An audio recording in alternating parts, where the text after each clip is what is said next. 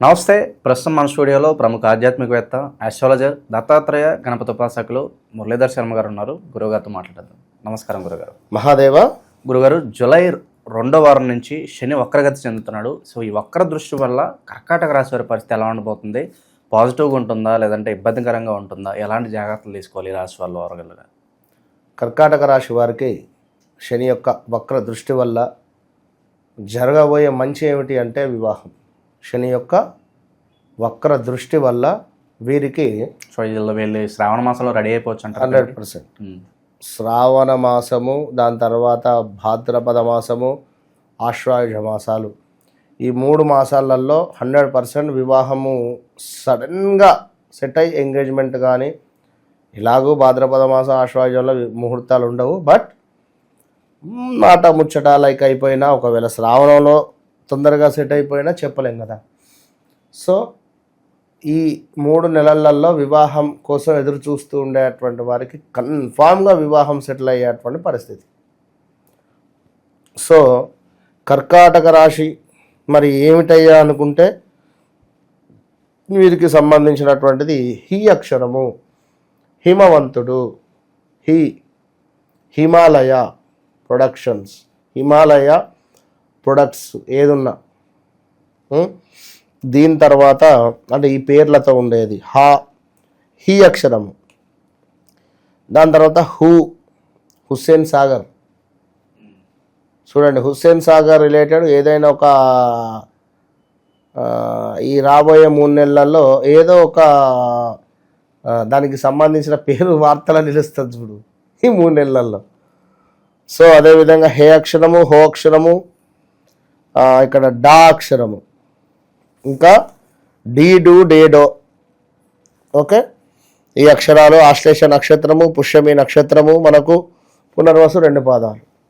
ఇక్కడ పునర్వసు 1వ పాదం. వీరికి సంబంధించింది కానీ, వీరి యొక్క నామానికి సంబంధించింది కానీ, ఈ పేర్లకు సంబంధించింది. ఎందుకు ప్రతిదీ పేర్లు చెప్తున్నాను అనుకుంటే, అందరూ వ్యవహారిక నామము, జన్మనామము ప్రకారంగా వ్యవహారిక నామం ఉండట్లేదు. సో ఉండదు. మరి జన్మజాతక రీత్యా నడిచేటువంటి దశ, అంతర్దశలు చూసుకోవాలన్నా, పేరు రీత్యా చూసుకోవాలన్నా. మొన్న ఒకరు అంటున్నారు, గురువుగారు 6 సంవత్సరాల నుండి ఆరిపోతున్నా, నాకు అస్సలు బాగాలేదు, అసలు తీవ్రమైన ఇబ్బందులు ఉన్నాయి, పేరు గిట్లా మార్చుకో అన్నా.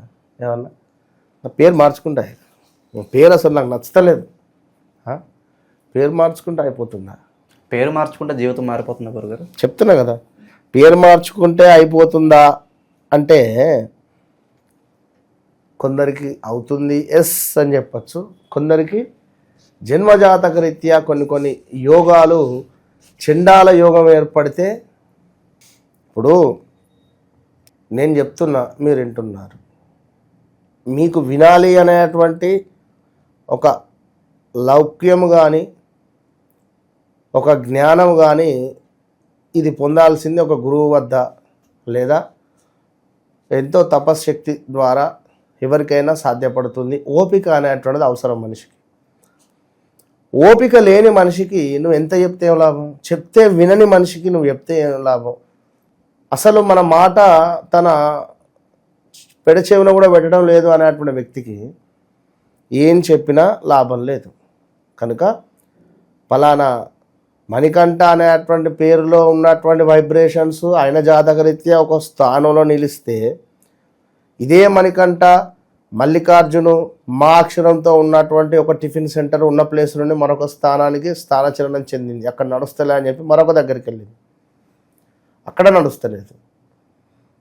అర్థమవుతుందా?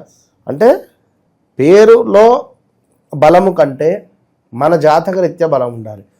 మంచి ఎక్సలెంట్ యోగాలు ఉండాలి మన జాతకంలో, ఎక్సలెంట్ యోగాలు ఉండాలి. ఉన్నప్పటికీ ఆ యోగం మనకు ఎంతవరకు వర్కౌట్ అవుతుంది, మన ఆ యోగం మీద పాపగ్రహాల దృష్టి ఉందా?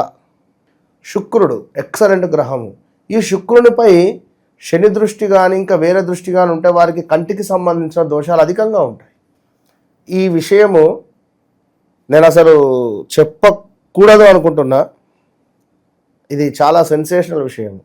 అంటే చెప్తున్న ఉదాహరణకు, కుజుడు మరియు సప్తమాధిపతి అయి ఒకవేళ కుజునికి సప్తమాధిపతి రవి అయినా మరి బుధులతో చూడబడి సప్తమ స్థానంలో శని శుక్రులు కానీ రాహుతో కలిసి ఉంటే లింగ మార్పిడి జరిగే ఛాన్సెస్ ఉంటాయి. ఇంకో విషయము, జాతకంలో శుక్రునకు 12లో శని ఉండి ఆ అశుభ స్థానంలో ఉన్న కుజుడు వీరిని చూస్తుంటే జాతకులు నపుంసకులు అయ్యే ఛాన్సెస్ ఉంటుంది. శుక్రుడు రాహువులు కొన్ని చోట కలిసి ఉండని చోట కలిసి ఉన్న నపుంసకులు అయ్యే ఛాన్సెస్ ఉంటుంది. అంటే ప్రతిదీ కూడా ఇట్లా ఉంటుంది. కనుక మొత్తం మీద వీరు జన్మించినటువంటి సమయంలో ఆ జాతక రీత్యా మనకు అర్థమైపోతుంది వీరు ఏ స్టేజ్కి వెళ్ళబోతుంటారు ఏంటిది అనేది. సో మొత్తం మీద కొంతమేర వీరికి కూడా ఈ యొక్క కర్కాటక రాశి వారు జాగ్రత్తగా ఉండేటువంటి అంశం ఏమిటి అనుకుంటే, కొంత కాలేయ సంబంధిత ఇబ్బందులు, వ్యాధులు, రక్తహీనత, బ్లడ్ తక్కువ అవ్వడం లాంటివి, అదేవిధంగా కొంతమేర చర్మ సంబంధిత ఇబ్బందులు, ఊపిరితిత్తులకు సంబంధించినటువంటి వ్యాధులు, గుండెకు సంబంధించినటువంటి ఇబ్బందులు, వీరికి కూడా కొంతమేర కాళ్ళకు సంబంధించినటువంటి ఇబ్బందులు జరిగే పరిస్థితి ఉంది. జాగ్రత్తగా ఉండాలి. పురుషులకు ఎక్కువగా కూడా తల ఊడిపోయే ఛాన్సెస్ ఉంది. పురుషులకు కానీ, అంటే తల అంటే లైక్ వెంట్రుకలు, పురుషులకు కానీ స్త్రీలకైనా కూడా వెంట్రుకలు ఎక్కువగా ఊడిపోయేటువంటి ఛాన్సెస్ ఉన్నవి. సో ఇక్కడ మనం చెప్పుకున్నది ఏమిటంటే పునర్వసు నక్షత్రానికి సంబంధించింది, అదేవిధంగా పుష్యమి, ఆశ్లేష నక్షత్రాలు. ఇందాక చెప్పుకున్నాం అస్తమా రిలేటెడ్, చెస్ట్కు సంబంధించింది, స్త్రీలకు కొంతమేర రొమ్ము రిలేటెడ్ ఇబ్బందులు, అదేవిధంగా ఊపిరితిత్తులకు సంబంధించింది, స్టమక్ రిలేటెడ్ ఇష్యూస్ కొంత ఇబ్బంది పెట్టే ఛాన్సెస్ ఉంది ఈ యొక్క కర్కాటక రాశి వారికి. దీంతో పాటుగా కొంత గుండె సంబంధిత ఎవరికి పుష్యమి నక్షత్రం వారికి ఊపిరితిత్తులు, స్టమక్ రిలేటెడ్, దగ్గుకు సంబంధించింది, క్యాన్సర్ రిలేటెడ్ ఉండేటువంటి వారికి కొంత ఇంకా ఇబ్బందిగా ఉండే ఛాన్సెస్ ఉంటుంది. ఈ యొక్క ఆశ్లేష నక్షత్రానికి సంబంధించింది కూడా వీరికి కూడా కాలేయానికి సంబంధించింది, పొట్టకు సంబంధించింది, అదేవిధంగా కొంత ఒంటి నొప్పులు కానీ, శ్వాస అనేటువంటిది సరిగ్గా అందక ఇబ్బందులు, ఇలాంటివి ఉండే ఛాన్సెస్ ఉంటుంది. ఎవరైనా ఐసీయూకి వెళ్ళి వచ్చేటువంటి ఛాన్సెస్ కూడా ఉంది. మోకాలి నొప్పులు కానీ, పొత్తికడుపు సమస్యలు కానీ, కొంతమేర మూత్రాశయానికి సంబంధించినటువంటి సమస్యలతో బాధపడేటువంటి పరిస్థితి గోచరిస్తుంది. కనుక కర్కాటక రాశి వారు తప్పకుండా కూడా ఎట్టి కోశాన కూడా సూర్యుని కంటే ముందే నిద్ర లేవాలి. సూర్యోదయం తప్పకుండా రాకముందే మీరు నిద్ర లేచి సూర్యునికి అర్ఘ్యం విడిచిపెట్టి ఆదిత్య హృదయం చదువుకోవడం ద్వారా మంచి ఆరోగ్యం, ఎందుకంటే ఆరోగ్యం భాస్కరాధీనం కనుక ఈ యొక్క సూర్యుడిని మీరు వేడుకోండి, మంచి ఫలితం ఉంటుంది. అదేవిధంగా దత్త స్తవము రోజు చదువుకోండి. కుదిరితే మన ఆధ్వర్యంలో చక్కటి హోమాలు ఉన్నవి, ఇందులో పాల్గొనే ప్రయత్నం చేయండి. All the best. సో శని వక్ర దృష్టి వల్ల కర్కాటక రాశి వారికి ఏ విధంగా ఉండబోతుందో మీ మాటలో చాలా బాగా వివరించారు. ధన్యవాదాలు.